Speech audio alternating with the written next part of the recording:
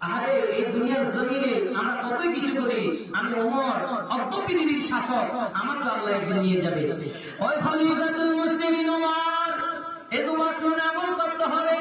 কয় আমরা আমলের কথা বলি না, এমন আমলের কথা বলে যায় যে আমলের দ্বারা জান্নাত নিচে। জুড়ে বলুন সুবহানাল্লাহ। আমার নবী ওই বিশিষ্ট সাহাবী হযরত ওমর ফারুক আযম রাদিয়াল্লাহু তাআলা একদিন মসজিদে নববীর মধ্যে নামাজ আদায় করতেছেন। ওই ওমর ফারুক রাদিয়াল্লাহু তাআলাকে শাহাদাত বরণ করিয়েছে। কিভাবে? মসজিদের মধ্যে তিনি নামাজ আদায় করতেছেন, তিনার এই পেটের ভিতরে একজন অগ্নিপূজার এসে আঘাত করে দিলেন। ওমর ফারুক আযমের নাড়িভুড়িগুলো বের হয়ে যাচ্ছে। তিনি নাড়িভুড়িগুলো হাতে নিয়ে যখন বাড়িতে চলে যায়, ওমর ইবনে আব্দুল্লাহ